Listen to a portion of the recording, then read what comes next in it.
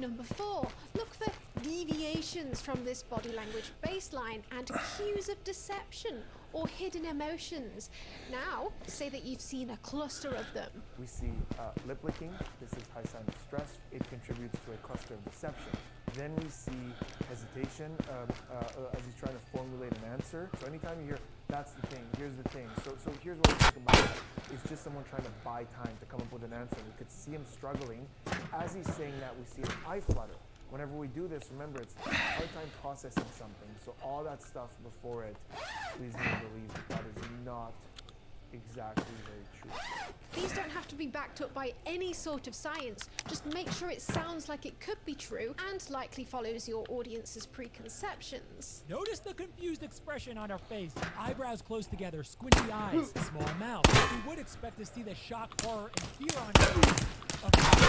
Number 5, book a book or a course that your mostly female audience will respond to by alluding that it will keep them safe from their torsos ending up in a wheelie bin. So you can easily see the red flags to look out for to identify a psychopath in your own life. Number 6, create a thumbnail in which you include a frame that makes the person look as insane as possible. Arbitrarily draw a circle around any part of that person's face, or even, fuck it, their hair, or just a stock image of some domestic violence. Ooh, what do you think this body language could mean? I think he's saying, your neck looks so very tired from holding your head up all the time. Let me help.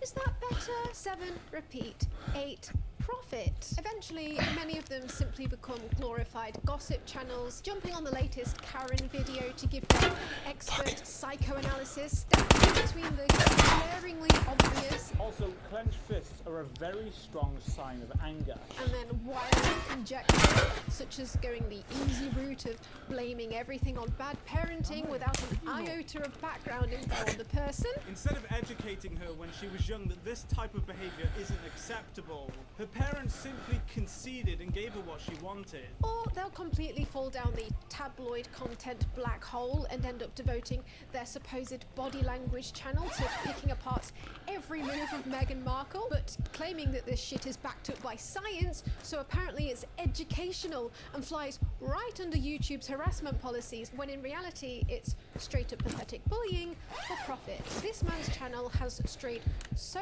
far from apparent body language at this point that he's looking at 2 pictures of Meghan and questioning how on earth she could have applied some makeup to her face within the space of 24 hours. How is it possible that these 2 pictures were taken in less than 24 hours apart? It's a fucking mystery. But don't worry, they're very forthcoming about the shortcomings of this science, but it's still a science, right?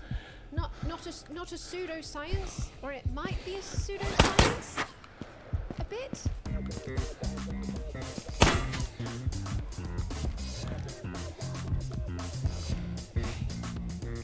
But before we get into that, as I have somewhat mentioned before, the biggest threat we face as humankind is catastrophic climate change. And the only hope we have, other than somehow fighting our way onto Jeff Bezos' spaceship, is convincing our governments to actually work together and fucking do something about it. And yes, corporate carbon offsets are a scam, and even the phrase carbon footprint was coined by a frickin' oil company to put the blame on you instead of them. We can do everything we can in our personal lives to help at least slow down the effects. I eat a vegan diet and I don't own a Metal, car, clip that. So